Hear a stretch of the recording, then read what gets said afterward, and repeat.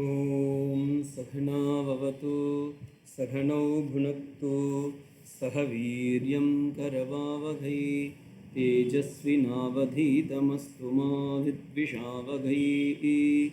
ஓம் சாந்தி ஷாந்தி ஷாந்தி. ஹரிஹி ஓம். நமஸ்தே to everybody. சௌந்தரிய லகரியில் நாம் இன்று பார்க்க இருப்பது 42வது ஸ்லோகம். இந்த ஸ்லோகம் போகிறதுக்கு முன்னாடி ஒரு சின்ன இது சொல்லிடணும். இந்த 41வது ஸ்லோகம் வரைக்கும் உள்ள சௌந்தரிய லகரியை ஆனந்த லகரி என்றும், 42வது ஸ்லோகத்தில் இருந்து 100வது ஸ்லோகம் வரைக்கும் இருப்பதை சௌந்தரிய லகரி என்றும் சொல்வார்கள். இதை நான் ஆல்ரெடி எக்ஸ்பிளைன் பண்ணியிருக்கேன். சங்கர பகவத்பாதால் கைலாயத்திற்கு செல்லும் பொழுது அங்கே சிவபிரானால் கொடுக்கப்பட்ட அந்த சௌந்தரியலகரி என்னும் நூல், அந்த ஓலைச்சுவடியை வாங்கி திரும்ப வரும்பொழுது அங்கே நந்திகேஸ்வரருக்கும் சங்கரருக்கும் ஏற்பட்ட தள்ளுமுள்ளினால் எதை நீ எடுத்து கொண்டு போகிறாய் என்று நந்திகேஸ்வரர் கேட்க, அதற்கு இவர் கொஞ்சம் இல்லைனா இது எனக்கு அம்பாள் கொடுத்தது சிவன் கொடுத்ததுன்னு வாங்கிட்டு வரும்போது நீ எப்படி கைலாயத்திலிருந்து எடுத்து கொண்டு போகலாம்னு சொல்லி நந்திகேஸ்வரருக்கும் சங்கரருக்கும் ஒரு தள்ளுமுள்ளி ஏற்பட, அப்போ கையில் இருந்த ஓலைச்சுவடிகள் எல்லாம் சிதறிவிட்டது. கைலாயத்திலிருந்து நீங்கள் அப்படியே கொஞ்சம் பார்க்கணும், கற்பனையில் மனக்கண்களால் நீங்கள் பாருங்கள். அப்போ அவர் கையில் இருக்கிற ஓலைச்சுவடிகளை எல்லாம் சிதறி விடுகின்றது. அதில் அவர் அங்கேருந்து எடுக்கும்போது 41 ஸ்லோகங்கள் மட்டுமே கிட்டியது. மீதமுள்ள ஸ்லோகங்கள் எல்லாம் அவருக்கு போயிடுது.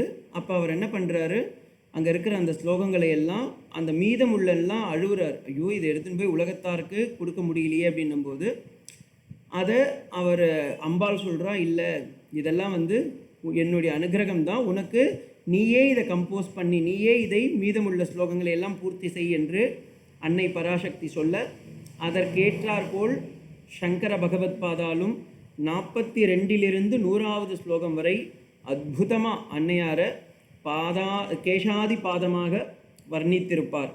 ஆண் கடவுள்களை பாதாதி கேசமாகவும், பெண் கடவுளை கேசாதி பாதமாக, அதாவது சிரசிலிருந்து பாதம் வரைக்கும் வணங்குவது, வர்ணிப்பது என்பது அந்த கால ரீதி.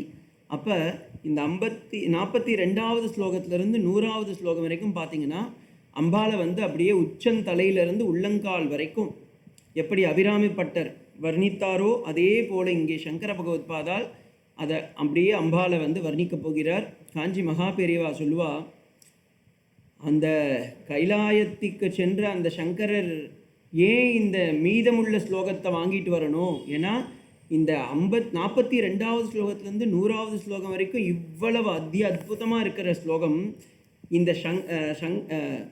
சிவன் பண்ண அந்த ஸ்லோகத்தை கூட அங்கேயே விட்டுட்டு இவரே ஃபுல்லாகவே கம்போஸ் பண்ணியிருக்கலாமே, அந்தளவுக்கு அழகு இருக்குது அப்படின்ற அந்த இதுவும் இருக்கும், தெரியும். அதோடைய அந்த ஸ்டாண்டர்டு மார்க்கை நீங்கள் பார்க்க முடியும்.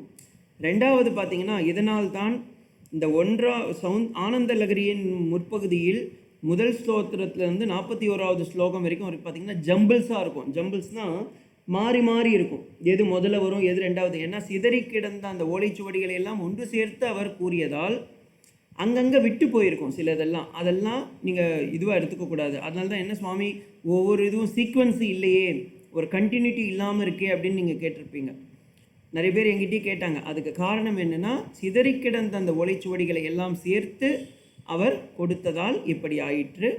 ஆனால் இனிமே வர ஸ்லோகங்கள் இந்த 42லிருந்து 100வது ஸ்லோகம் வரைக்கும் பார்த்தீங்கன்னா அம்பாளை மந்திர ரூபமாகவும் யந்திர ரூபமாகவும் தந்திர ரூபமாகவும் அத்புதமாக அம்பாளை உச்சந்தலையிலிருந்து உள்ளங்கால் வரைக்கும் வர்ணிச்சிருப்பார். ரொம்ப அழகாக இருக்கும். அதை எல்லாரும் நம்ம இப்போ இனிமே அனுபவிக்கலாம். ஓம் சாந்தி ஷாந்தி ஷாந்தி. ஹரிஹி ஓம் தத்சத். ஸ்ரீராமகிருஷ்ணார்ப்பணமஸ்து.